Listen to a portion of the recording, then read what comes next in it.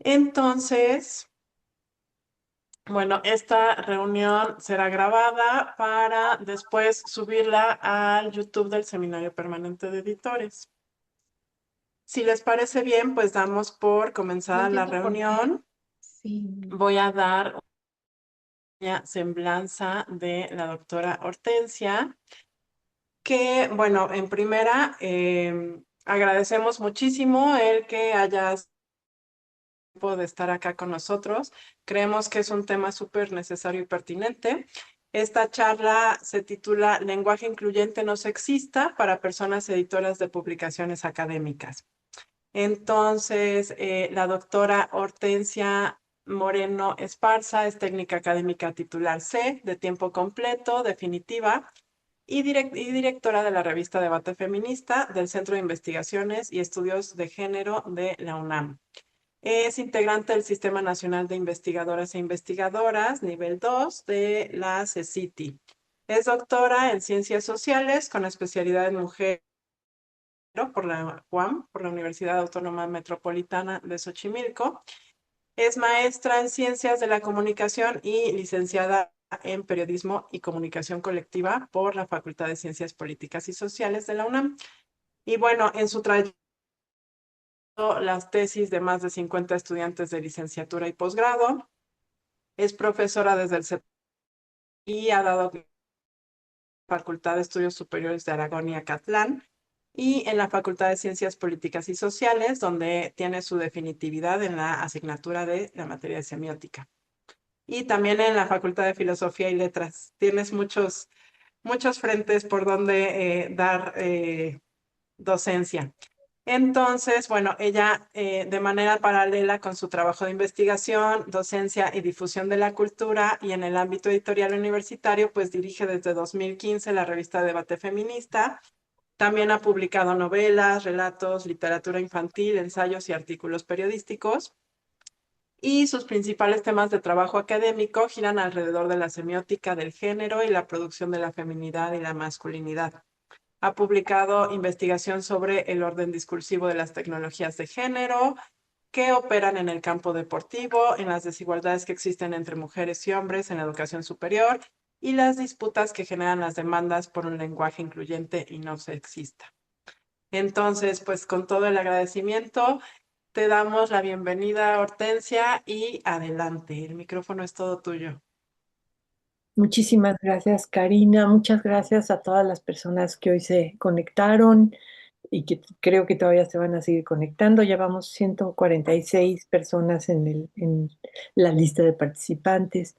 Les voy a pedir un favor personal muy especial, y es que por favor, mientras yo esté exponiendo, no manden chats porque me distraen mucho, como todas las editoras y todos los editores del mundo, me imagino.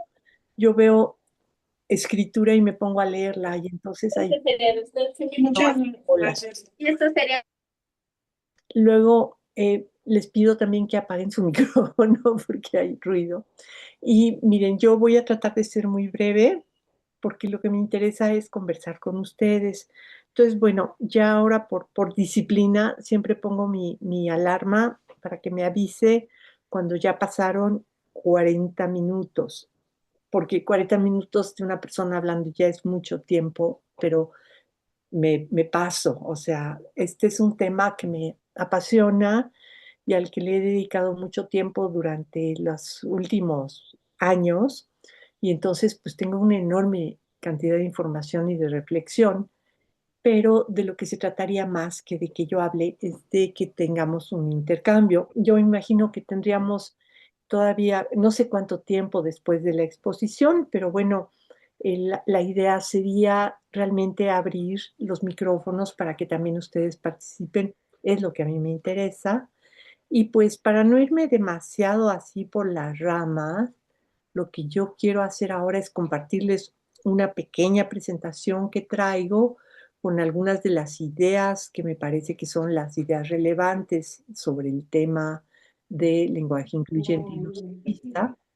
Y entonces, bueno, yo trabajaría sobre estas ideas con la intención sobre todo de, pues, de generar una polémica con ustedes. Miren, la primera idea que traigo es que este que llamamos el lenguaje incluyente no sexista, LINS, por sus siglas en español, es un lenguaje vivo y es un lenguaje que ya está en uso. Esto es súper polémico porque tiene que ver, pues, fundamentalmente con conceptos de la lingüística y de la sociolingüística. Mi perspectiva es desde la sociolingüística y pues lo que yo quiero subrayar es que todos los fenómenos que tienen que ver con el lenguaje se desarrollan siempre en el ámbito de la vida social. Y eso significa que nuestra perspectiva teórica no puede concentrarse en la idea del sistema de la lengua como pues una estructura sobre la que no podemos tener influencia, sino exactamente lo contrario. Entonces, para, pues para conversar con ustedes acerca de esta mirada, que es la que me permite ver que en efecto esto que llamamos el lenguaje incluyente no sexista ya existe como una realidad social, pues les traigo un montón de ejemplos. Desde luego estos ejemplos con lo que tienen que ver sobre todo es con que soy una pésima fotógrafa. Entonces les pido una disculpa porque lo que me pasa es que a últimas fechas he tratado de rescatar esta memoria visual de la Ciudad de México porque me parece muy importante y porque todos los mensajes que están en la calle se van deteriorando o son quitados muy rápidamente. Y entonces me propuse hacer este registro archivístico de cómo en efecto ya hay muchas instancias de la vida social en la Ciudad de México que están utilizando estrategias de lenguaje no sexista y bueno, una muy interesante es la de la arroba.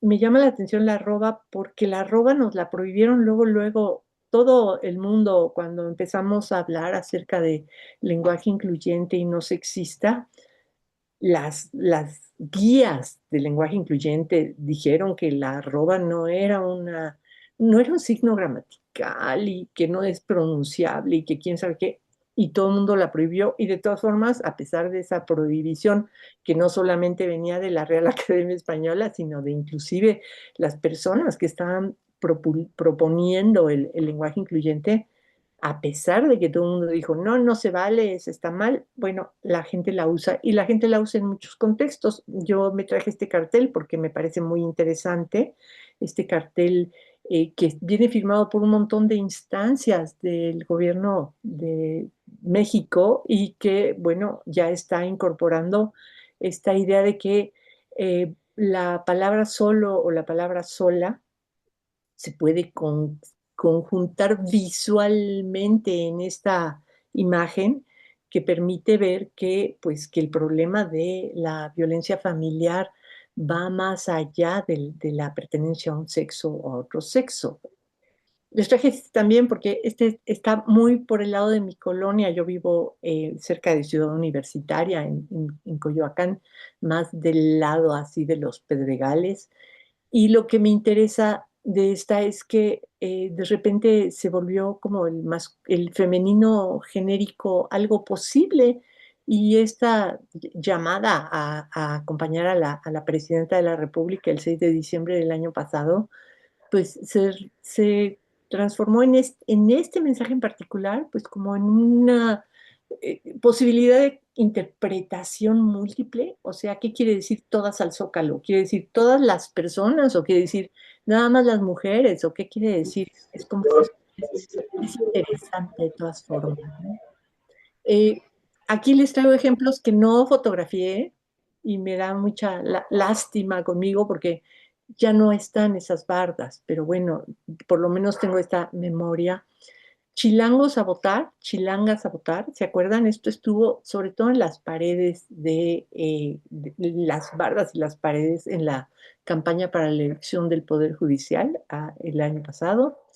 Había una en el eje 10 que decía a México se le respeta todos y todas al Zócalo. Fíjense, esta no es política, ¿no? Se solicita a costureros, costureras que es un letrero en la barda de una fábrica en Avenida Aztecas. Ahí yo paso casi todos los días, sobre todo cuando daba clases en el posgrado, pasaba yo en el trolebús. Y es muy interesante porque allí queda claro que si ponían se solicita costureras, ¿no? Se estaba asumiendo que la profesión de la costura es femenina. Entonces poner se solicita, y luego en el siguiente renglón costureros y luego en el siguiente renglón costureras, implica pues una conciencia de que el mensaje tiene que ser claro y ahí hay un desdoblamiento que es muy interesante, ¿no? Bueno, vota por los y las y los magistrados, esa me imagino que también tuvieron la oportunidad de verlas, pero no es solamente en el espacio, digamos, de la política y de cierta formalidad, también, fíjense, este me lo encontré el otro día en una plaza que se llama Zapamundi, en la avenida Miramontes, y dice recién nacido a niños, niñas, con arroba, ¿no? También, o sea, es algo muy interesante que esto ya es un letrero formal de un negocio y pues la arroba les parece que es práctica y que funciona.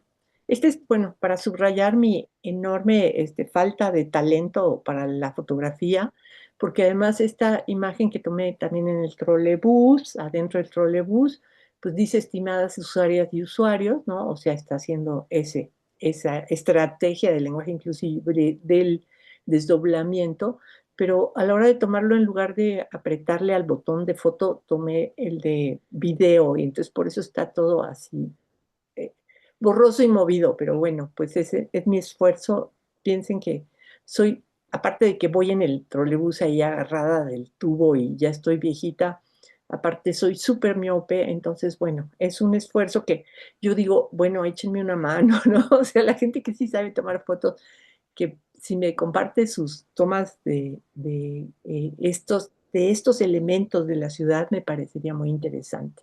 Esta la tomé en el Pumabús.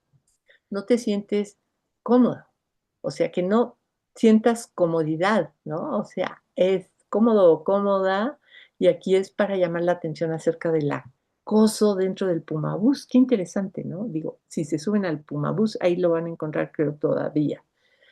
Algo más formal todavía, miren, este es me llegó hace 2 o 3 días en mi correo electrónico y es el anuncio de las novedades de siglo XXI. Es decir, una editorial, pues yo digo que bastante prestigiosa, importante, dice siglo para X, ¿no? Chiquis. Yo he visto que esto se traduce al lenguaje chics o chiques o chiquis, pero bueno, entonces, para que vean que no es solamente en la calle y en la barda, sino ya también en espacios muy formales.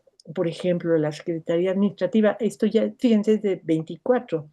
En lugar de poner a los directores de o a los jefes a titulares, eso ya es un esfuerzo por incluir, por incorporar el lenguaje incluyente en las formas de comunicación de nuestra universidad.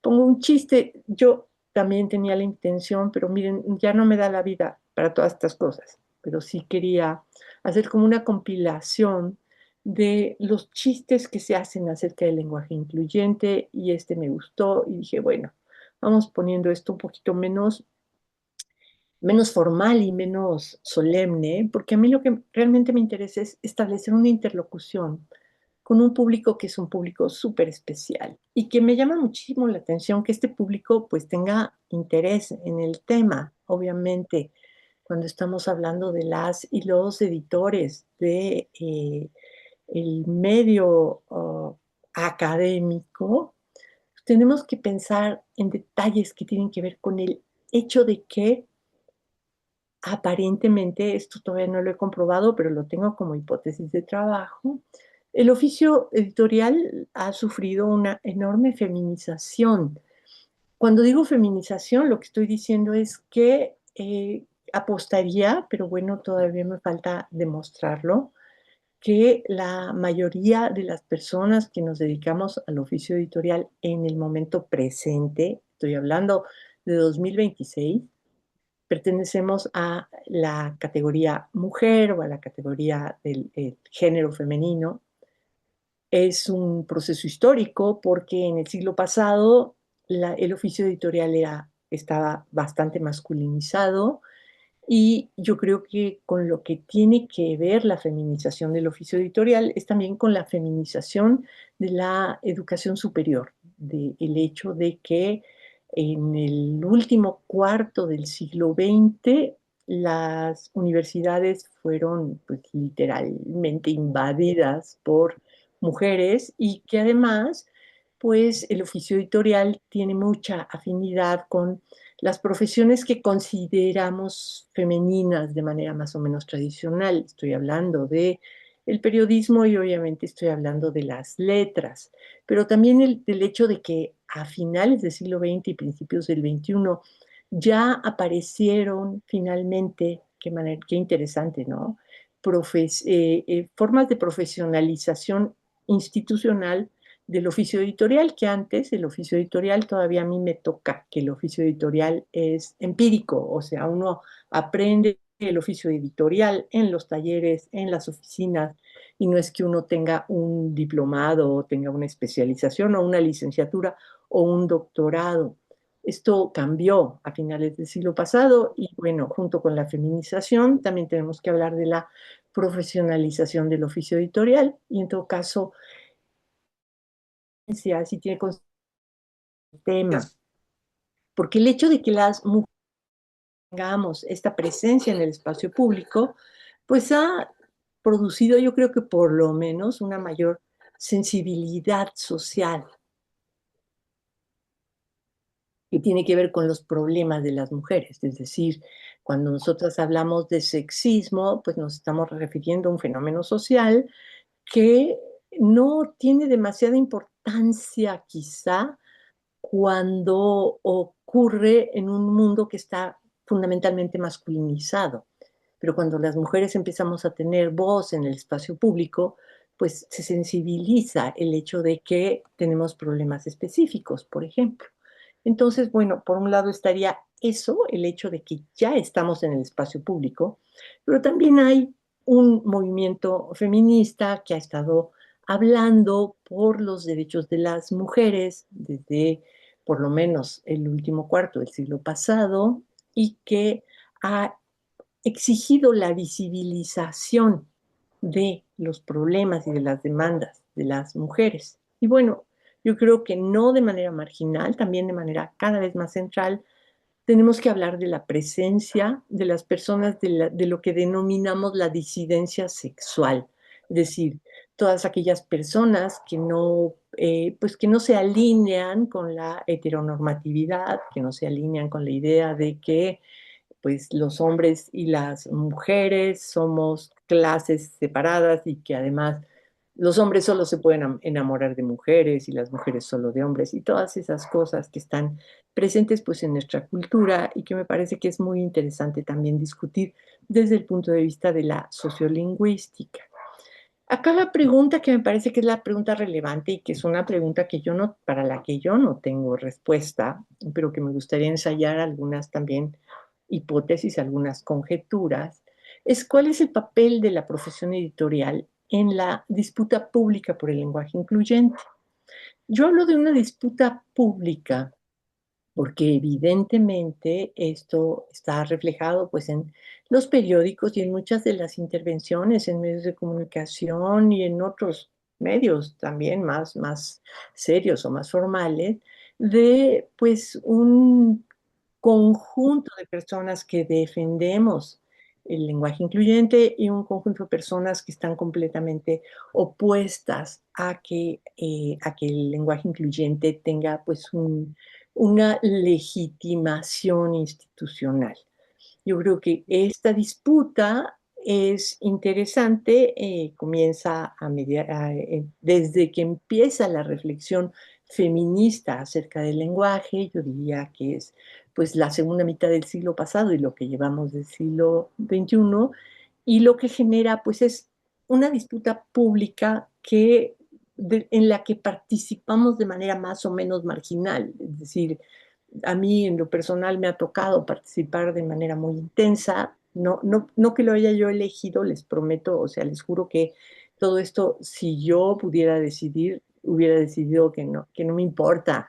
O sea, que me da lo mismo si se usa o no se usa lenguaje incluyente, pero pues mi inserción institucional, mi pertenencia al ahora Centro de Investigaciones y Estudios de Género, pues me obligó a tomar sí, pues sí, un bando y me obligó a prepararme y a estudiar qué es lo que está pasando y por qué se da la disputa pública del lenguaje incluyente. Yo creo que la preocupación de las personas que nos dedicamos al oficio editorial con lo que tiene que ver es con nuestra misión profesional explícita, y es la de que como editoras y editores, y sobre todo como editoras y editores del espacio académico, tenemos esta misión, yo creo que incorporada, ¿no? Instaurada de manera dura en nuestros cuerpos, que es la de generar una buena escritura. Yo creo que hablar bien y escribir bien estaría como en el trasfondo de la disputa por el lenguaje incluyente. Desde luego, escribir bien y hablar bien desde la perspectiva sociolingüística, de lo que habla es de cómo la humanidad, la vida social, genera convenciones y prescripciones que realmente se traducen en eso que denominamos la norma lingüística, el lenguaje estándar, ¿no? O sea, la norma lingüística es esto que nosotros trabajamos, es sobre es de lo que se trata nuestra labor principalmente, ¿no? De que, sobre todo cuando estamos en el espacio editorial, de que aquello que va a llegar a la imprenta, aquello que ya se imprime, esté bien escrito, que no traiga faltas de ortografía, que se entienda, que sea correcto. Y esto, bueno, desde luego se contrapone con las prácticas más cotidianas, esas que denominamos lo coloquial. Eso que además es lo predominante en la enorme mayoría de las poblaciones humanas, porque la enorme mayoría de las poblaciones humanas obedece de manera muy relativa la norma lingüística. Pero bueno, en todo caso, lo interesante es que nuestro trabajo tiene que ver con este proceso de la planificación de la lengua que al final se resuelve en esta estandarización, es decir, esta posibilidad que tenemos de recurrir a una serie de documentación, a la codificación del lenguaje estándar, para saber cuál es la variedad entre todas las posibles formas de escribir y de hablar en español, cuál es la que pertenece al ámbito del público. Y desde luego, pues esto está relacionado con el prestigio en particular, el prestigio de la universidad, ¿no? O sea, eh, estamos hablando de cómo hay dinámicas de poder que son las que están determinando cuál es la variedad que se impone sobre todas las demás. A mí me gusta mucho hablar de que somos la policía lingüística y lo que hacemos es estandarizar, lo que hacemos es imponer la norma lingüística y además, pues, establecerla como un principio de prestigio y un principio de poder. Entonces, bueno, acá la reflexión sociolingüística, que me parece la más relevante, es la del último cuadrito que dice, la división tajante entre cómo se habla y cómo se debe hablar es en gran medida impuesta y artificial. O sea, aquí la reflexión de la sociolingüística acerca de que el papel de quienes estudiamos la lengua no es prescriptivo, sino descriptivo, implicaría que reconociéramos que las formas de hablar y las formas de escribir las decidimos como sociedad en una serie de convenciones, es decir, hablar bien o escribir bien es convencional y en cierta manera hay una medida importante de imposición y artificialidad en las formas que se utilizan en el discurso público. Acá pues me interesa muchísimo hacer esta división entre lo que se puede decir en el espacio público, puede decir en el espacio público, en la división que tenemos de estos dos ámbitos, de estos dos ámbitos de la acción y de la vida social, porque interesantemente, tanto en la teoría feminista como me imagino yo en la práctica de las personas, asociamos siempre el espacio público hacia la esfera de lo masculino y el espacio privado como una esfera de la feminidad. Y de la misma manera, pareciera como que estratificamos nuestras prácticas lingüísticas en ese lenguaje público que tiene que ser de determinada manera, a diferencia del lenguaje privado.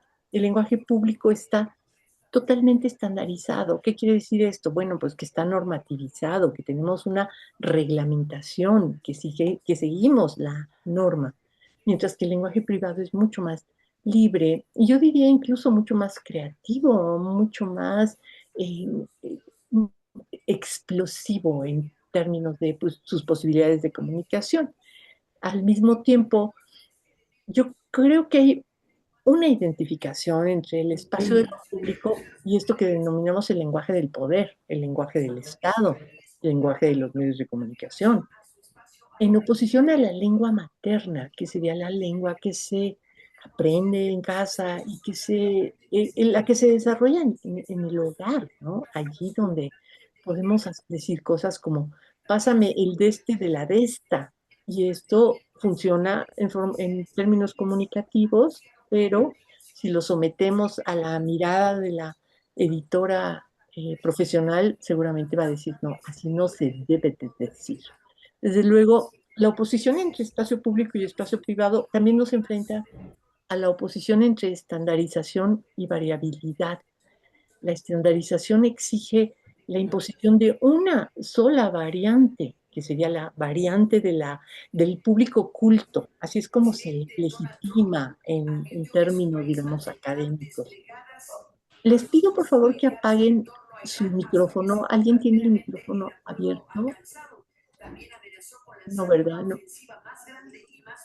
Creo que no me están oyendo. Hay una Claudia que tiene el micrófono abierto. Ya, gracias. Bueno, al mismo tiempo podemos pensar que el lenguaje apropiado, entre comillas, para el espacio público requiere de un aprendizaje institucionalizado. Es decir, aprendemos a escribir en la escuela, no aprendemos a hablar en la escuela. El habla se da con adquisición, le decimos espontánea, es decir, aprendemos a hablar sin necesidad de un plan de estudios. En cambio, para escribir y para aprender a editar textos universitarios, pues sí tenemos que ir por lo menos a la escuela, yo creo que hasta la universidad. Digo, ya hay doctorados en edición, es muy impresionante. Y bueno, desde luego, la gran pregunta, y yo creo que esta es la inquietud que motiva que ustedes se hayan inscrito a esta charla, es que presumimos que existe una cosa que se llama lenguaje sexista y que hay una pelea, una disputa pública por evitar el lenguaje sexista. Esto tiene que ver mucho con las discusiones acerca de lo políticamente correcto y hay una enorme cantidad hay una ebullición, ¿no?, de argumentos acerca de si el lenguaje es o no es sexista. El lenguaje es o no es sexista en la medida en que sus usos son o no sexistas y desde luego lo que sí podemos decir es que hay muchos lugares por los que se nos impone el sexismo en el lenguaje. No es que el español sea particularmente sexista. Esta es una discusión yo creo que bastante ya superada. El tema es que el lenguaje es el vehículo del sexismo, como también es el vehículo de la homofobia y de la transfobia, es el vehículo del racismo, es el vehículo de todas las formas de discriminación. O sea, es uno de sus vehículos, pero es un vehículo súper poderoso. Yo siempre diría que es el vehículo principal de todas las formas de discriminación y tenemos que examinar si combatiendo las discriminaciones en el lenguaje combatimos la discriminación. Es una pregunta para la pero creo que es una pregunta súper relevante. Acá les traigo otra muestra de mi incapacidad para tomar fotografías, pero bueno, este es un letrerito que me encontré así en un poste en la Ciudad de México, en la colonia El Reloj. Y acá lo que yo quería es que vieran que en efecto, cuando nosotros hablamos de lenguaje sexista, nos estamos refiriendo a un fenómeno concreto, a algo que con lo que tiene que ver es con la invisibilización o la posición incierta, la posición ambivalente de las mujeres en el lenguaje cuando se convoca con este letrerito a llevar a nuestras criaturas a aprender a jugar fútbol y se pone fútbol para niños, allí la pregunta que se haría una persona que tiene una criatura del sexo femenino es, ¿y si llevo a mi hija, la van a admitir? O ya me están diciendo desde el letrero, no, esto es nada más para niños. Digamos que eh, Alex Guillermo y los defensores del masculino genérico dirían, es que el masculino genérico engloba a los hombres y a las mujeres. Bueno, Ahorita va al baño. Emma Ruiz, ¿podrías apagar tu micrófono, por favor? Entonces, obviamente, aquí tenemos un ejemplo claro de que sí falla de pronto, de repente falla el masculino genérico. Y cuando el masculino genérico, pues nos encontramos con que, por ejemplo, tenemos asunciones acerca del sexismo que están asociadas con el lenguaje, pero que se expresan aquí de manera tan clara porque tienen un trasfondo muy grande. Por ejemplo, el trasfondo, la idea de que el fútbol es para los niños y no para las niñas, que el fútbol es el juego del hombre, ¿no? Y ahorita que estamos en las vísperas del mundial, pues yo creo que es de lo más relevante pensar estas ideas. También, bueno, tendríamos muchos ejemplos de cómo, en efecto, hablar y escribir puede dejar traslucir el hecho innegable de que las mujeres en el mundo social, tal como lo conocemos, vivimos en una situación de excepción y en una situación de desventaja crónica. Y entonces la lengua transmite eso, la lengua nos deja ver, por ejemplo, que hay una diferencia entre decir perro y decir perra o entre decir zorro y decir zorra. Eh, este es otro ejemplo, pero ya me lo voy a saltar porque es muy largo y no me va a dar tiempo. Yo creo que ya me estoy comiendo casi mis 40 minutos. La disputa sobre el lenguaje incluyente muchas veces se concentra en la legitimidad o no del masculino genérico.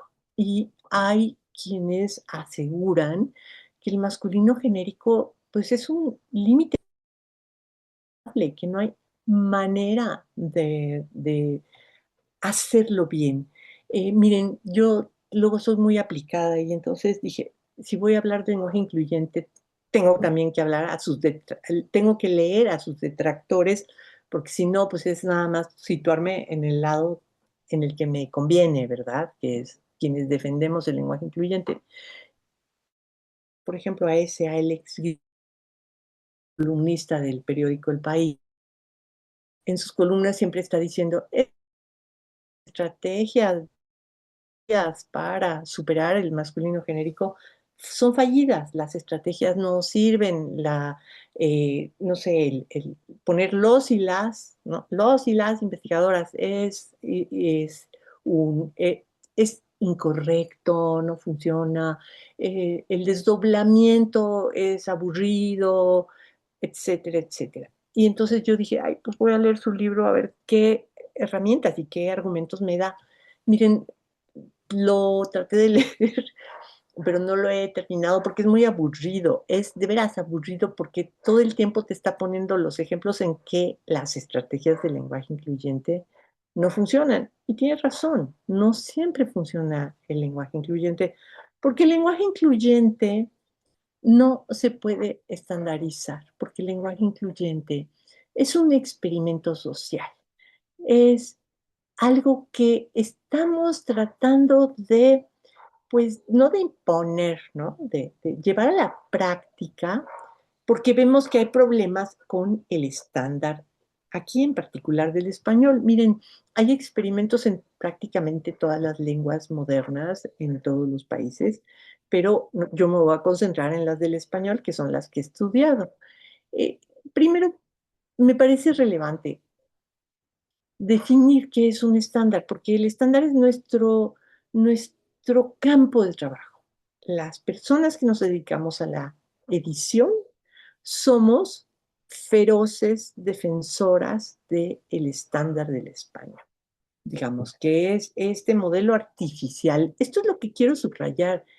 El estándar es un modelo artificial, es decir, no aparece de manera espontánea en las hablas de las personas y en las escrituras de las personas, sino que es algo que hemos ido construyendo además a partir de un proceso colectivo de una enorme cantidad de agentes sociales que hemos ido tomando decisiones sobre la marcha.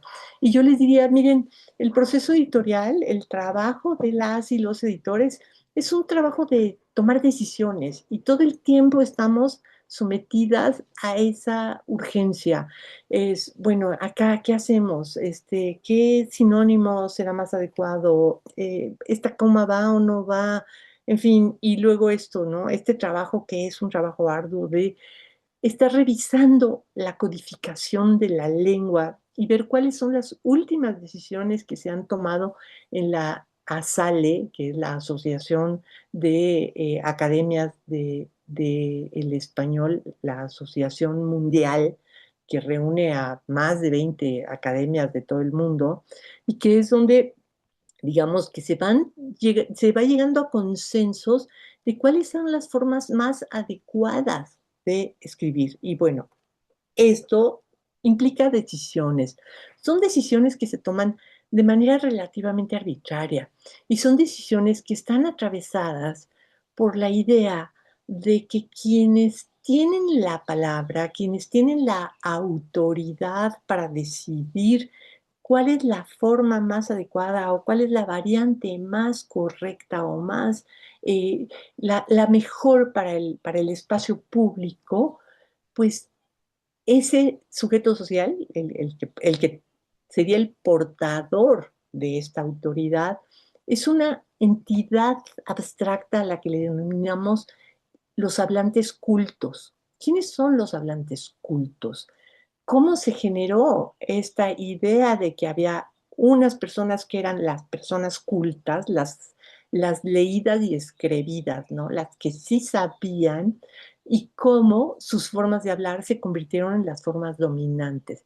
Y cómo esa forma dominante, pues es una forma asociada indudablemente con el poder. Entonces, bueno, nosotros manejamos eso, el estándar. Esa es nuestra competencia, esta es nuestra fortaleza, pero tenemos que tener claridad respecto de que esto, las ortografías, las gramáticas, los diccionarios, es una producción cultural y es una producción histórica que está sujeta a los cambios y que al final del cuento, y esto se lo va a decir cualquier lingüista, quien tiene la última palabra, es esa cosa también un poco vaga y pues abstracta que es el uso. Es decir, por eso a mí me importaba empezar esta charla viendo que ya hay usos de la lengua, del lenguaje incluyente, ya hay usos del experimento, ya está en marcha, ya está en el espacio público, pero en fin. Entonces, acá la pregunta es, ¿por qué el INS no se puede planificar? ¿Por qué no podemos producir diccionarios, gramáticas y ortografías de lenguaje incluyente? Bueno, para empezar, porque no hay un consenso social sobre el lenguaje incluyente, porque los usos son muy prontos, ¿no? O sea, están ocurriendo en este momento, porque, porque estamos inventándolo, porque es un experimento social y porque es un experimento político y porque tiene una finalidad que va mucho más allá de aquella que sería pues, la misión de una editora o de un editor universitario, que es que un texto esté bien escrito. Yo creo que lo que menos nos importa cuando estamos hablando desde la perspectiva del lenguaje incluyente y no sexista es si está o no está bien escrito. Lo que nos preocupa es las formas de discriminación que que se pueden establecer en el lenguaje y cómo las podemos combatir y cómo podemos hacer para que nuestros textos no contengan sexismo, no contengan discriminación, no contengan homofobia, no contengan racismo, no contengan ninguna de esas maneras de, pues sí, de descartar a las personas. Entonces, bueno, desde luego, yo pensaría que además de todo este rollo, lo que nos preguntamos como editores y editoras universitarias es si podemos hablar en lenguaje inclusivo sin que se note. Fíjense qué interesante.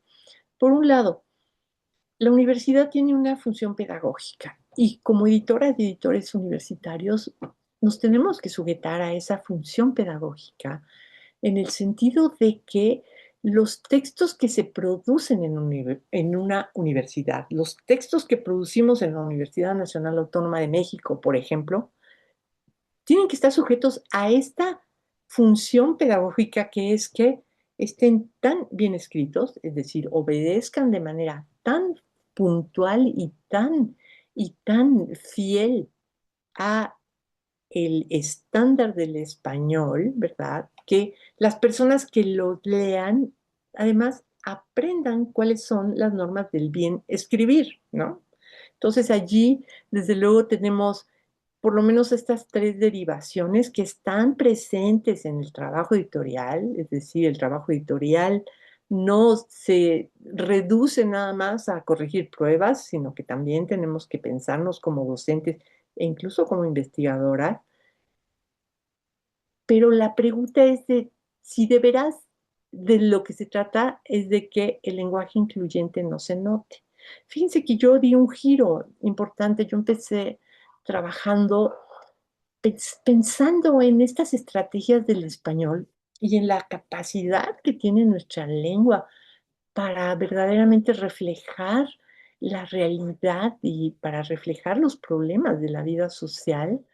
Y yo decía, no, pues se puede escribir perfectamente bien en español con lenguaje inclusivo sin que se note. Y luego después pues me volví del bloque negro y dije, no, si el lenguaje incluyente no se nota, no sirve para nada. De lo que se lenguaje incluyente es de llamar, de lo que se trata el lenguaje incluyente es de que quien lee el texto de repente ¡pua!, le cae el 20 de que hay usos en el lenguaje que pueden ser tremendamente sexistas, homofóbicos, etcétera. Entonces, bueno, ya casi para terminar, porque me quedan 56 segundos, ¿sí? Yo creo que es importante pensar en estas pequeñas conclusiones que yo traigo, ¿no? Que por un lado sí necesitamos una norma y la utilizamos y somos fieles consultantes, ¿verdad? De las gramáticas, de los diccionarios, de las ortografías, porque sí hay una estandarización de la lengua que la tenemos que respetar, porque somos la policía lingüística. Pero desde luego, eso no significa, fíjense, que nos tengamos que someter de manera pasiva a la normatividad que nos dictan las academias. Yo creo que como editoras y editores universitarios tenemos una función, y es una función también pedagógica, social, una función revolucionaria. Ya me dijo mi reloj que se me acabaron mis 40 minutos, pero bueno, cierro con esto. Tenemos una función que con lo que tiene que ver es con nuestra toma de conciencia de que somos agentes de la lengua, que no somos receptoras pasivas de lo que dice la Real Academia Española o la ASALE o la Academia de la Lengua Mexicana, sino que estamos participando en la producción de eso que he denominado aquí de manera muy laxa el discurso público.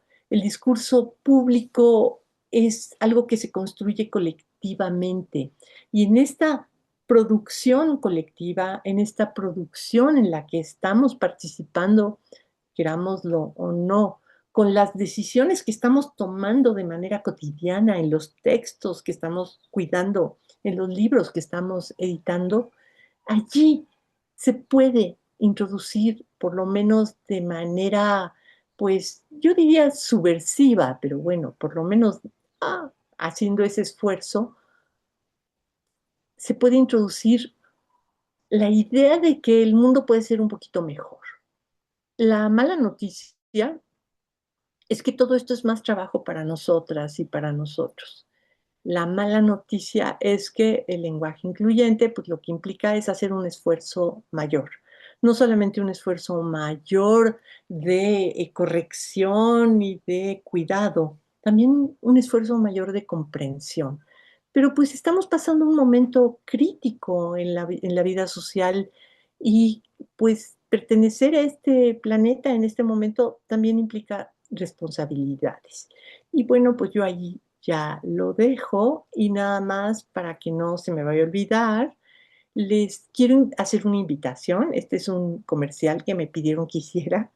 El lunes próximo vamos a inaugurar la exposición itinerante de la revista Debate Feminista y pues vamos a tener la itinerante tiene ahora como sede el patio central de de la Biblioteca Nacional de México. Bueno, ahí va a ser la inauguración. En la biblioteca se montó esta exposición que celebra pues 35 años ininterrumpidos de publicación de la revista y pues están muy cordialmente invitadas e invitados el lunes 13 de abril a las 11 horas en la Biblioteca Nacional de México, que está en nuestro Centro Cultural Universitario, aquí en Ciudad Universitaria. Y bueno, muchísimas gracias por su atención. Dejo de compartir y voy a apagar mi micrófono. Muchísimas gracias, Hortensia. Creo que has puesto como muchos puntos sobre las is, muchos temas importantes que se tienen que hablar, que se tienen que discutir, ¿no? Y ya se lleva varios tiempo hablando y discutiendo sobre esto, pero pues sigue súper candente este tema. Entonces, ahora, si quieren los participantes hacer algunos comentarios, ya teníamos aquí un par de comentarios en el chat. Y bueno, no sé, voy a empezar a leer los comentarios que tenemos en el chat. Mientras tanto, los invito a que vayan alzando su mano o que vayan poniendo más comentarios en el chat para que tengamos como una charla, ¿no? Que no sea nada más unidireccional, sino que haya esta parte de una discusión, una charla sobre el tema. Entonces, aquí, bueno, ahorita vamos a poner el link de asistencia, no se preocupe, para que ya puedan registrarse por ahí. Entonces, aquí María Guadalupe Toledo Campos nos dice, empecé mi educación en los 70 y me acostumbré a ser incluida en el término bienvenidos alumnos de la generación tal. La identidad me la hago y me la creo personalmente. Hoy formo parte del personal académico de la universidad, ¿no? Entonces, sí, pues creo que eso es algo que pues así nos habían enseñado, ¿no? Toda la vida que el masculino genérico nos incluye a todos, pero también se me hizo, por ejemplo, muy ilustrativo las imágenes que nos traes y que también por ahí decía Gaby Arevalo que es muy pertinente ir haciendo recorrido visual por todos los ejemplos que podemos encontrar en las calles de las ciudades, etcétera. Y también en los textos, ¿no? En lo que vemos en redes sociales, también creo que hay como unos usos súper interesantes. Entonces, eso se va viendo por ahí. También Liliay Rendón nos dice visibilizar las diferencias, no por imponer, sino por comprender su impacto, como el ejemplo del fútbol. Sí, justo también ese ejemplo del fútbol, bueno, a mí me saltó porque aparte de que se usa el masculino genérico en el texto, se refuerza en lo visual, ¿no? Entonces dices, pues bueno, si son puros niños, pues será para niños hombres. Entonces, bueno, aquí ya tenemos algunos participantes que quieren dar participar, pero bueno, a ver, otra vez, otro que viene acá. Dice Hilda, qué rara petición sin que se note. Sí, justo la idea es que se note. ¿De dónde salió esa petición? Bueno, pero ya después nos aclaraste, ¿no? De bueno, ese era en un principio, pero ya tomándolo como con más seriedad, pues más bien el punto es que se note. Em, María Angélica Rocha, en un trabajo académico o en el artículo científico, ¿se debe escribir los hombres y las mujeres o las y los estudiantes universitarios? Porque yo le digo a mis estudiantes que utilicen conceptos generales como las personas o seres humanos y en el segundo caso sería la comunidad estudiantil de la universidad. Entonces, si quieres, ahorita cerramos esta ronda de preguntas, das respuesta y nos seguimos con las que siguen, ¿no? Porque de ahí ya hay manitas alzadas, etcétera. No, bueno, a ver, hay muchas soluciones posibles. Se pueden usar colectivos, se pueden hacer desdoblamientos, en fin, miren, muy amablemente compartieron para la convocatoria a esta charla el antimanual de la lengua española para un lenguaje no sexista. Allí vienen muchas soluciones y son las soluciones que tienen que ver con eso de que hay que tomar decisiones. Bueno, se pueden recomendar todas esas posibilidades y yo creo que los problemas donde estarían serían en cómo son los contextos institucionales en donde nos movemos.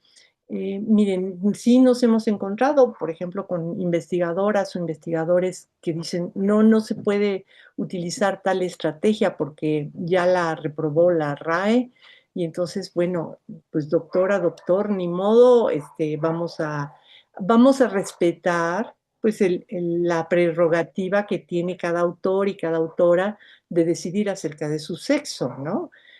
Perdón, acerca de su texto. Miren, miren el lapsus que me acabo de aventar, qué fuerte, qué interesante. Pero bueno, entonces, yo digo que el contexto es lo que cuenta y allí, si ustedes están en el salón de clases, miren, creo que el lema es este.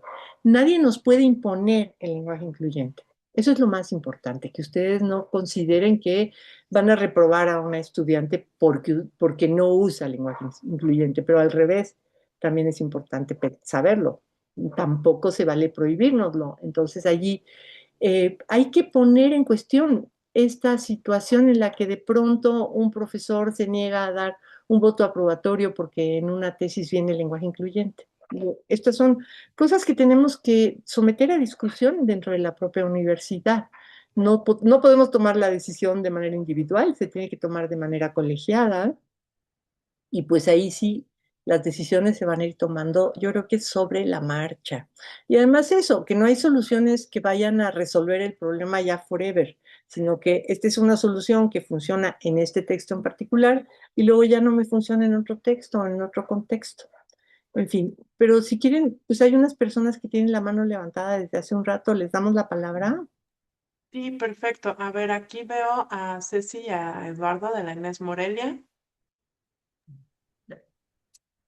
Hola, pues muchas gracias por la plática, súper interesante.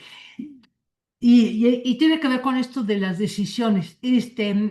Nos llegan libros con varias propuestas distintas de este lenguaje, inclusive algunos con X, algunos desdoblamientos, de todo. Y efectivamente tenemos que tomar decisiones cada vez. A mí me gustaría saber si en algún momento se piensa que haya algo prescriptivo de la UNAM, que las disposiciones editoriales nos digan, este es el bueno y a este se atienen, o por lo menos algunas bases, porque nos cuesta mucho discutir con los autores. Pues eso, ellos efectivamente tienen la elección de hacerlo así, pero muchas veces resulta agramatical. O sea, ¿cómo corregimos un libro que esté así?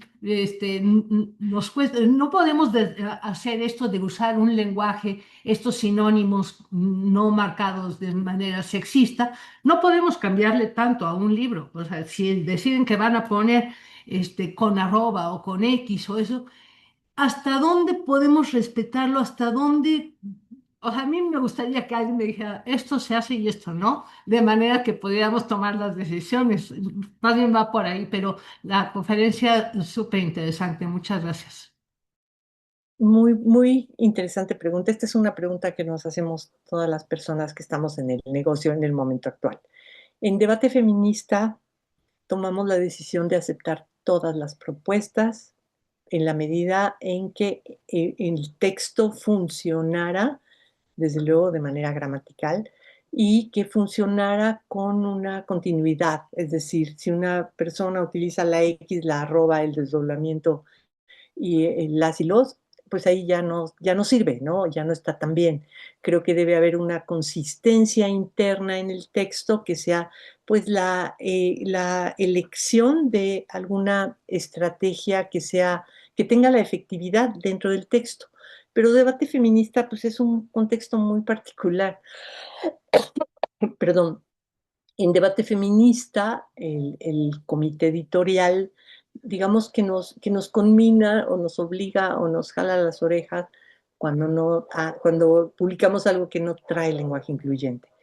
Ustedes están enfrentadas pues, a un contexto diferente y ahí pues yo creo que tiene que ser un acuerdo entre autoras y editoras. Esto es lo que pasa siempre en todos los libros.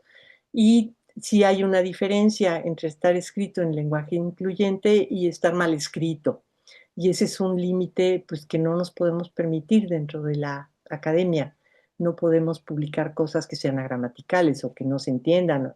Entonces, pues yo creo que es una negociación y para lo que no hay es para producir una norma estandarizada para toda la universidad. Eso no lo vamos a tener, porque este es un fenómeno político, no es un fenómeno, digamos, lingüístico, es un fenómeno que tiene un peso mucho más político.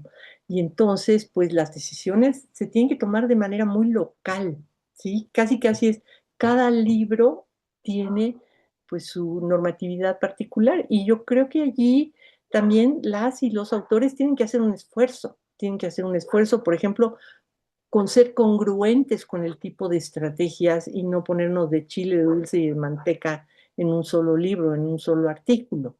Y allí, bueno, a lo mejor empezar a trabajar de manera colectiva con con las normatividades que podríamos ir produciendo respecto de cuáles son los límites que vamos a utilizar como policía lingüística. Es decir, sí tenemos que decirle a la gente, oye, es que así no se acentúa esa palabra, ¿no? O esa palabra no quiere decir lo que tú implicas en el contexto de ese párrafo.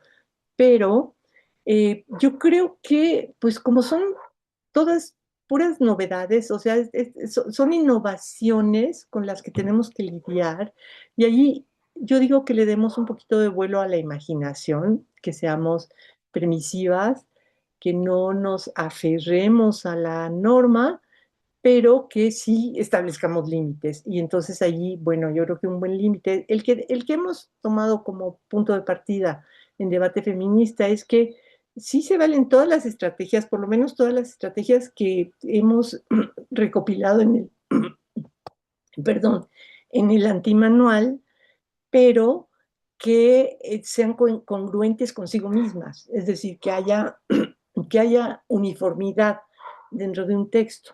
Acá cuando decidimos ponerle antimanual fue precisamente por eso, porque con lo que nos encontramos es con que no se puede estandarizar el lenguaje no sexista, no funciona, pues, o sea, no estamos en ese momento Y yo creo que nunca vamos a estar. Yo creo que es un fenómeno muy local, muy temporal y que pronto tendríamos que ir viendo otras cosas. O sea, la lengua va a evolucionar de maneras imprevistas y pues a lo que tenemos que estar es abiertas a las innovaciones y a las propuestas de manera, yo creo que muy libertaria, muy, muy abierta, pero bueno, desde luego, desde mi lugar, pues yo puedo hacer eso, ¿no? No estoy segura de que todas las personas que están editando libros ahorita puedan tener tan manga ancha.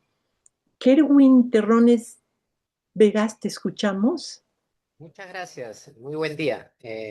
Quería consultarle sobre, en cuanto al uso del masculino genérico, sobre la relación histórica, ¿no? Que si bien en la gramática del español esto de antiguo se incorpora y es así, ya existía en el latín.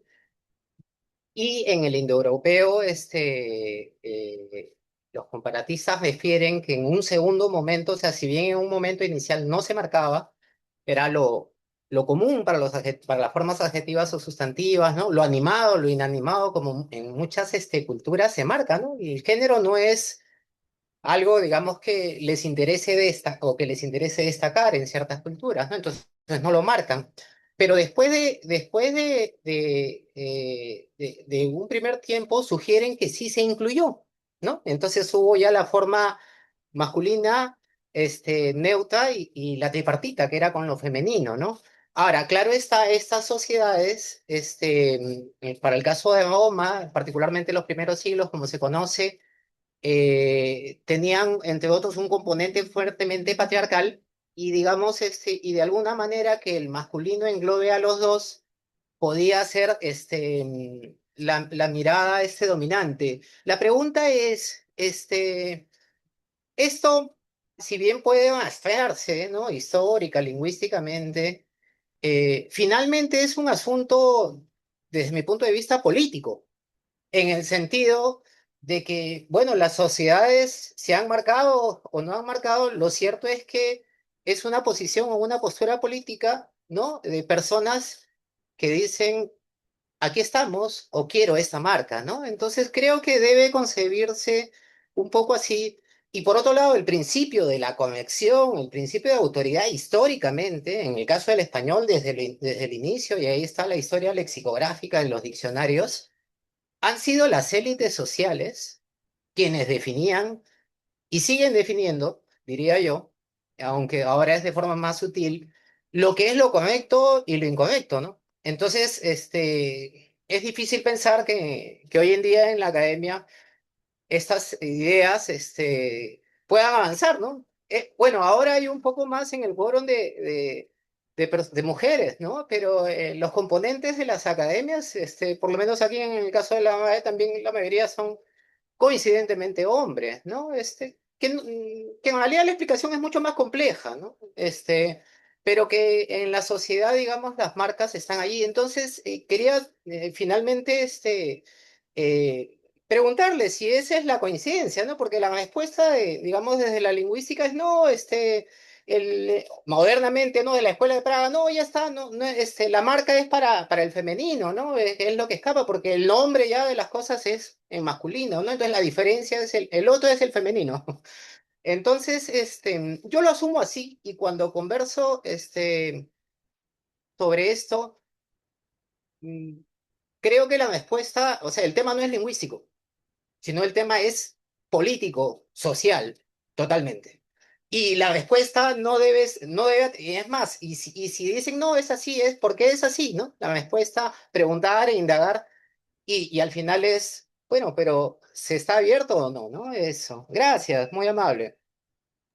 Muchas gracias, Kerwin. Mira, yo creo que en efecto las élites, que serían las que son catalogadas como los hablantes cultos, así en masculino genérico, son quienes toman al final las decisiones, pero creo que tenemos que asumir también nuestra condición de élite, es decir, nuestra condición privilegiada como editoras y editores de casas editoriales muy importantes como la Universidad Nacional Autónoma de México, nuestro poder y nuestra pertenencia también a ese grupo súper privilegiado de quien puede tomar decisiones. Podemos tomar decisiones súper pequeñas, súper locales, o podemos tomar decisiones más grandes.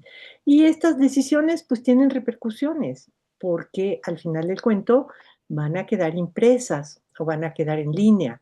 Y esto, pues, lo van a leer las personas y lo van a leer gente de de muy diversos orígenes. Entonces, bueno, podemos hacer un montón de cosas, pero hay que tomar conciencia porque también eso implica una enorme responsabilidad. Y nuestra responsabilidad, pues, tiene que ver con eso, con que realmente nos interesa y nos preocupa y estamos entregadas al texto y estamos entregadas a la imprenta y estamos entregadas a esa labor que es una labor tan importante y tan poco reconocida, parecería como tan chiquita y que nadie se da cuenta hasta el día que cometes la errata, ¿verdad? Hasta ese día se dan cuenta de que existes como alguien que determina eso, determina cuál es el estándar. Y yo diría, sí, bueno, las autoridades de las academias, pues sí, pero las autoridades de las academias no están por arriba de nosotros. Las autoridades de las academias tienen que obedecer lo que estamos diciendo las personas hablantes y las personas escribientes y las personas corrigientes, si me permiten el barbarismo. O sea, nosotras también, las editoras y los editores, discúlpenme que luego hablen en femenino genérico, es una cosa que me quiero incorporar, pero no se me da, ¿no? O sea, realmente el masculino genérico sí lo tengo incorporado, pero bueno, nosotras, las personas de trabajo, tenemos tenemos la responsabilidad de que tenemos una carga, pero también de que en este momento es una oportunidad histórica, pues sí, para hacer uso de ese poder y ver qué pasa, peor que puede pasar. Yo siempre me lo pregunto, o sea, ¿qué pasa si yo en mis clases digo groserías, por ejemplo? Y sí tenía yo miedo al principio de que llegara la policía lingüística y me cogiera y me llevara a la cárcel, pero no pasó. Y yo creo que muchas de las libertades que nos hemos tomado en debate feminista, pues no han tenido esa repercusión terrible de que nos corran de la que nos quiten puntos del PRIDE o de que nos pongan en una lista negra. Entonces, bueno, tenemos poder, tenemos responsabilidad y creo que el primer paso lo estamos dando y tenemos que pensar estos temas discutir colectivamente, los tenemos que discutir precisamente como el colegio que somos de editoras y editores universitarios. Mira, creo que hay una pregunta muy relacionada con esto que estás hablando. Sandra nos pregunta, ¿cómo trabajar con la resistencia académica al lenguaje no sexista? En las ciencias naturales se consideran no académico este tipo de lenguaje. Entonces creo que está... Bueno, miren, yo creo que la mejor arma que tenemos en la universidad pues, es la información, la discusión pública. Lo que tenemos es que, por un lado, formarnos, o sea, no podemos improvisarnos como defensoras y defensores del lenguaje incluyente de manera así como a trompa talega, sino que sí tenemos que tener argumentos. Y estos argumentos están desarrollados en una bibliografía impresionante que viene del feminismo y no solamente del feminismo, también de la comunidad LGBT, QB, etcétera, etcétera. Ya nunca me los voy a aprender completos, pero bueno, yo creo que todos esos argumentos funcionan y hay que dar la discusión, ni modo, tenemos que hablar con nuestras pares y con nuestros pares, tenemos que decirles, a ver, tenemos este problema, es decir, no es solamente sujetarnos a lo que es correcto o a lo que es incorrecto, sino que tenemos que escuchar por qué en determinados sectores y determinado tipo de sujetos sociales están demandando una reforma en el lenguaje. no es suficiente con que nos digan esto es lo correcto y esto es lo incorrecto, o esto es lo académico y esto es lo inadecuado. Allí yo creo que pues la tarea está por darse, ¿no? Y sí, yo encuentro una enorme cantidad de resistencia y una enorme cantidad de objeciones. Yo creo que pues una de las labores es escribir y escribir los argumentos y publicarlos y hacerlos llegar a la mayor cantidad posible de gente. Es a lo que nos hemos dedicado Paola Gabriela Ortega Garay y yo en los últimos años, pero luego no nos da tiempo, digo, también tenemos que hacer que la revista salga a tiempo y corregir todos los errores que cometen todavía nuestras y nuestros autores. No sé si habrá alguna otra participación. Mira, por acá Rosa María nos pregunta, ¿cómo empatar el lenguaje incluyente con el buen escribir? Y luego hay otra, te leo otro. Miranda dice, ¿cuáles son los síntomas sociales que se podrían percibir una vez que el lenguaje incluyente no sexista sea aceptado socialmente? Y bueno, también como creo que respondiendo un poco a la primera pregunta, Jessica nos comparte que para el cómo se hace, porque también muchos de los cuestionamientos está muy padre hablar de esto, pero ¿y cómo lo hacemos ya en la práctica? Entonces, Jessica nos dice, para el cómo se hace, les comparto una guía de la CNDH que nos gusta mucho en la revista que edito y que compartimos con nuestras mentes creativas desde las políticas editoriales y pone la liga a estos lineamientos sobre el lenguaje incluyente y no sexista de la CNDH y también pues creo que en el antimanual ahí hay algunas cosas, pero adelante, Hortensia. Pues, o sea, ¿cómo se puede escribir bien? Ese era mi dilema al principio. Les digo, yo me la pasé varios años diciendo, necesitamos tener estrategias para que la lengua solita, ¿verdad?, demuestre su capacidad comunicativa. Pero creo que viene en contradicción. Ahora les digo que me volví bloque negro de lenguaje incluyente, porque me di cuenta de que para que tenga eficacia social y para que tenga eficacia política, el lenguaje incluyente debe de contraponerse a la normatividad estándar, tiene que llamar la atención, o sea, tiene que ser algo que ofenda nuestra mirada de correctoras, que ya sé que es decir, hemos incorporado a tal punto la lengua estándar que hay imágenes que me parecen muy tengo una amiga, correctora de estilo, ¿no? Que dice, es que cuando veo faltas de ortografía me sangran los ojos. Sí, claro, o sea, verdaderamente tenemos este entrenamiento, que es un entrenamiento corporal, ¿no? Es un hábitus verdadero en que la, cómo suenan las palabras y cómo están en el papel nos puede ofender. Bueno, la tarea es que el lenguaje incluyente sea ofensivo, sea molesto, sea incómodo, sea una cosa que despierte así de ¿por qué pusieron esto? ¿Sí? O sea, que la gente se tenga que preguntar. Desde luego, pues es un reto fuerte porque la mayor parte de nuestra formación como universitarias y como universitarios, a lo que nos ha empujado es a esa cosa prístina, elegante, bonita, bien. Pero miren, también ahí hay una cosa, les pongo una nota totalmente personal.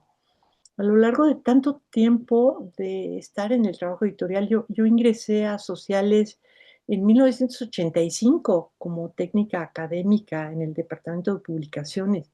De 85 a la fecha, pues ya son más de 40 años. Llevo un ratotote haciendo esto.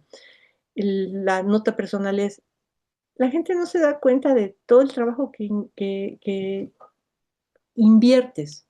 La gente no ve eso que tú estás viendo. O sea, la gente no nota la diferencia que hay entre una palabra y otra. La mayor parte de la gente lo lee y cree que así es por naturaleza. Y entonces, bueno, de repente sacar ahí una nota fuerte en donde la gente se va a enojar, Creo que ese es el reto también. Y además que se enojen y no tengan motivos para enojarse, ¿no? O sea, que les pueda sacar así como, pero acá dice, ¿verdad? Este investigador importantísimo, ¿verdad? Que ha publicado muchos libros y muchos artículos, acá dice que esta estrategia pues tiene validez y tiene validez en determinado contexto. Digamos que allí también tenemos que acogernos a la urgencia que tenemos en el mundo social tal como es ahora, a la urgencia de la tolerancia a las variantes, es decir, la posibilidad de entender que cuando una persona dice aiga, está hablando en perfecto español. Aiga es una forma igual de legítima que haya. Ahora sí que haya sido como haya sido, está correcto. Y también tenemos que saber eso, o sea, tenemos que saber que estamos utilizando una normatividad artificial impuesta que proviene de las élites, que se ha impuesto históricamente, que no es la verdad absoluta y que no viene dictada por Dios o los dioses o las diosas, sino que estamos participando como comunidad lingüística en la producción de nuestro lenguaje. Y eso es una responsabilidad y es una libertad. Creo que es una gran libertad. Es liberador el lenguaje incluyente al final del cuento, porque nos deja ver que eso, que todas y todos somos poetas. Y cuando un poeta, cuando una poeta pone una falta de ortografía en un poema, no es se lo reclama, si se han fijado, ¿no? O sea, son las personas innovadoras del lenguaje. Bueno, tenemos que pensar que además de toda esta poner la norma estándar de ser la policía lingüística en funciones, de repente también tenemos la posibilidad de ciertos gestos de libertad radical. Y necesitamos libertad radical, y necesitamos tolerancia a las variantes y necesitamos pues todo esto que es el combate puntual, el combate encarnizado en contra de la injusticia, de las injusticias lingüísticas, de las injusticias epistémicas, de las discriminaciones, etcétera. Yo ya estoy muy cansada, yo no sé si tengan más cosas que Pues decir. mira, todavía hay preguntas. Te proponemos terminar la sesión 12:30. Perfecto. Entonces, sí, son 12:18 y te leo algunas preguntas más y comentarios que tenemos por acá. Carlos Mesa dice, ¿qué haces cuando tu política de lenguaje es el lenguaje incluyente y tienes un autor así en masculino? Deja el médico. Bueno, esa es una. Por ahí vamos viendo porque, bueno, te mandan muchas felicitaciones. Muchas gracias. ¿A qué correo electrónico te podemos enviar gráficos de uso del lenguaje sexista? ¿No? Ahí ya tienes quien quiere compartir contigo. Ok. Sí, Mi correo es, ahorita se los pongo en el chat, nada más que cómo le hago para que no, para que llegue a toda la lista. Es el de debate, ¿te quieres que ponga el tuyo? Por favor, Pao. ¿El tuyo? El mío, sí, gracias. bueno, Este, sigo entonces. Aquí Alejandro Olmedo dice, creo que su idea sobre la importancia de la imaginación en este debate y en esta práctica es fundamental, doctora. Muchas siempre tan acertada. Gracias. Una duda, ¿a dónde le enviamos las fotografías? Otra que ya tienen ahí.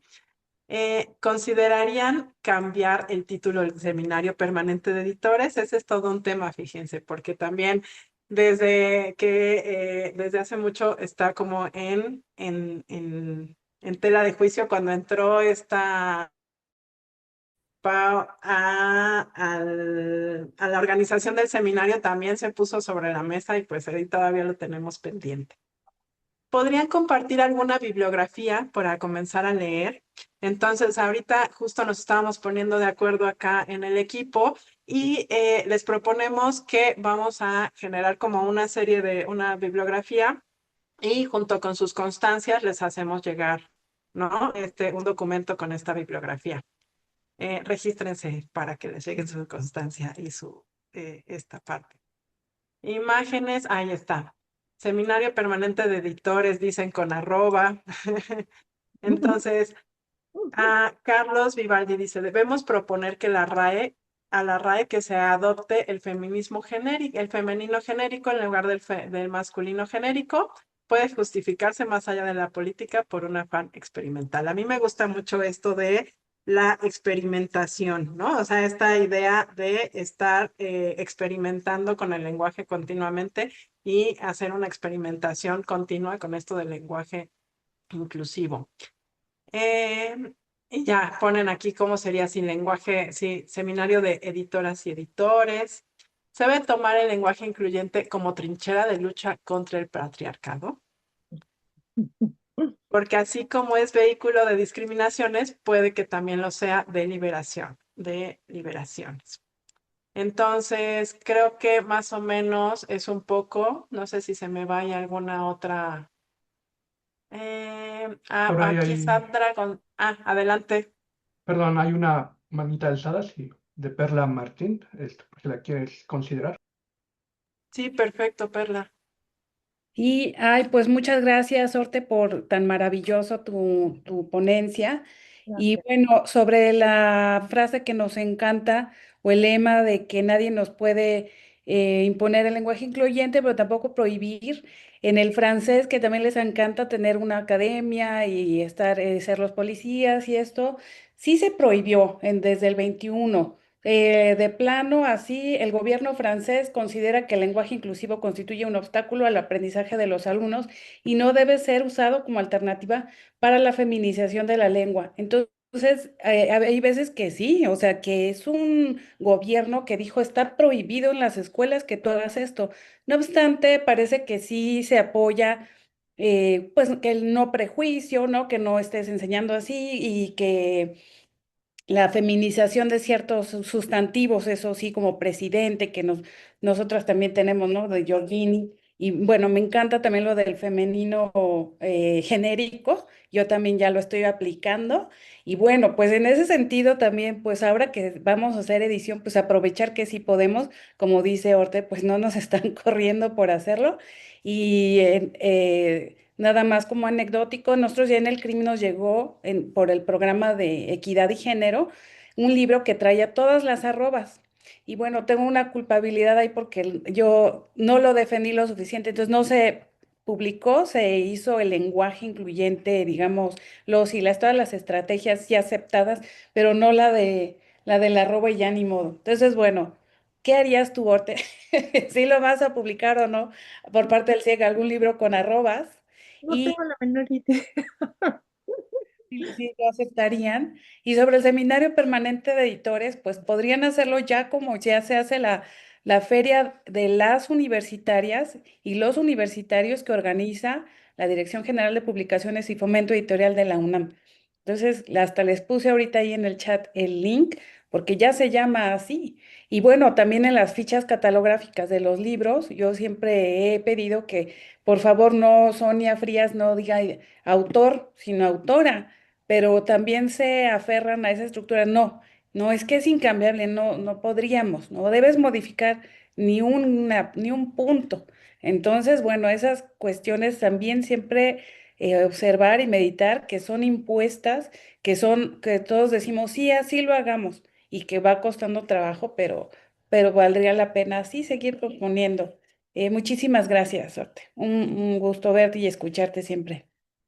Muchas gracias, Perla. Bueno, no me va a dar tiempo de contestar todo, pero bueno, ¿qué hago cuando alguien, con un autor masculino específico, dice, no, no quiero que haya este lenguaje incluyente en mi texto? Pues no, miren, estoy en un ámbito muy particular, es decir, si ustedes van a publicar en debate feminista, lo más probable es que sean feministas, ¿no? Entonces, no he tenido es, digamos, ese enfrentamiento, no he tenido que pelearme con nadie que me diga, no quiero que se use el lenguaje incluyente en mi texto. En realidad, el problema es otro, ¿eh? Eso es muy interesante. Es decir, El problema no es que la gente no quiera usarlo, el problema es cuando alguien lo quiere usar, digamos, en exceso. Entonces ahí es donde sí nos meten en problemas. Si me llega un libro con puras arrobas, no sé qué haría Perla Martín, yo creo que haría lo mismo que hiciste tú, o sea, pero de todas formas, en todos los casos, tanto de quien se opone como de quien se emociona demasiado, yo creo que pues hay que negociar, hay que hablar con la autora, hay que hablar con el autor, hay que exponer las dificultades, los problemas, hay que llegar a un acuerdo. Eso siempre está presente en nuestro trabajo, no podemos irnos por la libre. Tiene que haber un consenso entre autoras y autores y editoras y editores. Es decir, no sé cómo actúen ustedes, pero bueno, evidentemente después de una corrección de estilo, le mandamos el texto a la autora o al autor para que autorice todas nuestras modificaciones, le pedimos que lo revise con mucha atención, que vea que no le hayamos cambiado el sentido. Digo, esto es un trabajo muy arduo, es un trabajo que yo voy a insistir, la mala noticia es que todo esto es más trabajo para nosotras, siempre, pero bueno, ni modo, así es. Yo creo que es un momento de también de oportunidad, ¿no? Y es un momento de reflexión y de lo que se trata sobre todo es de hacer a la gente pensar, o sea, no es nada más pelearnos por pelearnos. Laura Ramírez tiene su manita levantada. Laura, Hola, ¿qué tal? Buen día, muchas gracias por el esfuerzo de este seminario y de esta participación. Gracias por todo lo que ha aportado. Sin duda, creo que es bien importante siempre defender la visión política de esta aplicación del lenguaje. Mi pregunta es concretamente a ese momento en el que estás del otro lado, es decir, ahora como digamos estos sujetos editoriales o editores, pues digamos se tiene, como se dice coloquialmente, ¿no? La sartén por el mango, de a lo mejor poder solicitar a los autores y poder llegar a ese consenso del que ahora nos habla, ¿no? De manera muy particular, mi pregunta va hacia cuando estás del otro lado, ¿no? O sea, cuando eres el autor, en este caso me sujeto de algo muy específico, que es mi proyecto de tesis. Em, Cuando es el director de tesis quien está solicitando que no se realice o bueno, que no se incluyan estas formas alternativas del lenguaje inclusivo, ¿cómo defender desde esa posición que al final pues los directores de tesis, asesores, van teniendo una posición de poder sobre el alumno, ¿no? El maestrante, y que de alguna manera, pues sí es como un poquito más complejo por ahí hacer esa defensa, pero ¿qué sugerencia me podría dar? Gracias. yo soy un agente disruptivo en la universidad, entonces no tomes mis consejos, por favor. Piensen que si soy proscrita por eso, digamos, no va a haber un buen consejo. Miren, lo que yo creo es que hay una necesidad lingüística o una necesidad epistémica en el uso del lenguaje incluyente. Es decir, no es un uso arbitrario en el sentido de que por capricho yo ahora nada más por hacer enojar a los voy a usar lenguaje incluyente. Utilizamos una estrategia de es porque queremos agregar un sentido, porque queremos un plus de significación.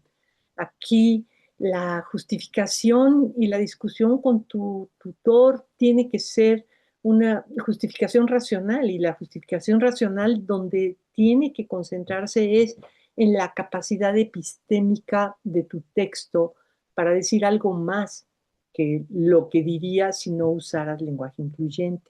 ¿De qué es de lo que tienes que convencer a tu tutor?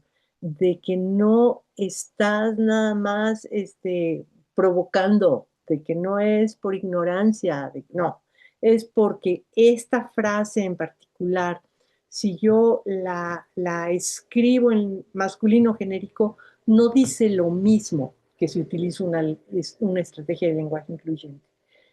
Es un trabajo que hay que hacer, pero desde luego también hay pendiente un trabajo institucional. Es decir, si hay pendiente una discusión colegiada entre el personal académico de esta universidad con los claustros académicos para ver la va a permitir o inclusive a estimular, ¿no? El uso del lenguaje incluyente. Esto no lo puedes resolver tú sola, creo que no es pues una buena estrategia si quieres obtener el grado pronto y quieres ya avanzar en tu carrera académica. Escoge tus batallas, escógelas bien, no te inmoles por la causa, no es necesario. Creo que de lo que se trata es de que esta universidad se guíe por principios de racionalidad, por principios de deliberación y por principios colegiados de decisiones consensuadas.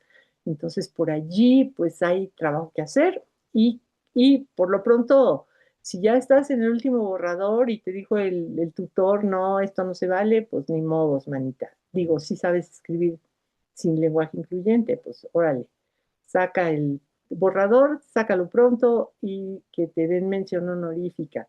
Pero eso no quiere decir que ya se acabó la discusión. Claro. Si la quieres llevar a otro plano, bueno, híjole, qué fuerte.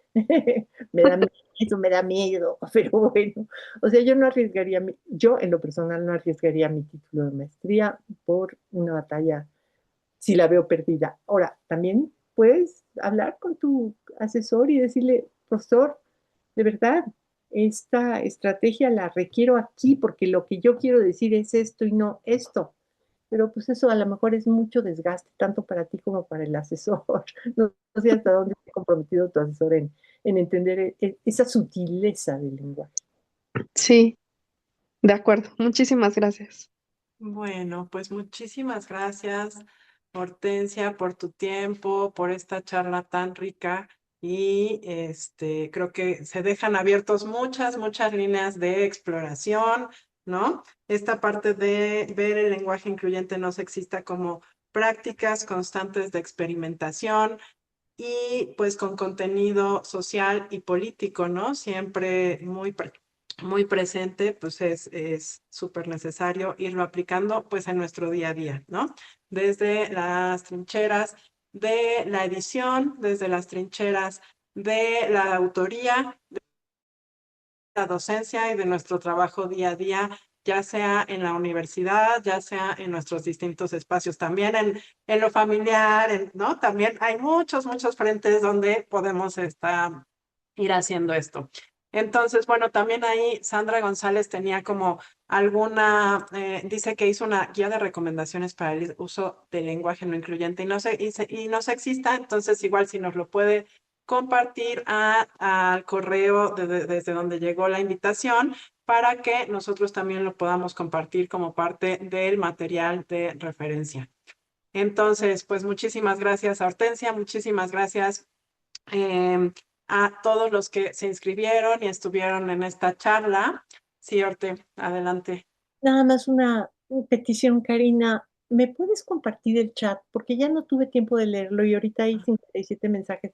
Me gustaría mucho verlos. Digo, perdón, pero pues sí, le cae uno bien al ego que te digan que qué padre que estuvo tu plática. Entonces, please, compárteme el chat, no seas Claro, malo. doctora, se lo compartimos. Muchas gracias, Eric. Y un placer estar con ustedes. Muchísimas gracias también por su atención. Muchas gracias del Seminario Permanente de Editores y pues les agradecemos viendo las nuevas mesas redondas que se van adelante. Exacto, y seguimos trabajando. Muchas gracias. Gracias. Hasta Buenas luego. tardes. Hasta Gracias. luego. Gracias. Gracias. Gracias. Chao. Saludos a todos. Gracias. Gracias. Gracias. Gracias. Muchas gracias. Tenemos Hasta luego. grabación. Hasta luego. Gracias. Chao, Karina. Hasta luego. Saludos, gracias. Nos Que haya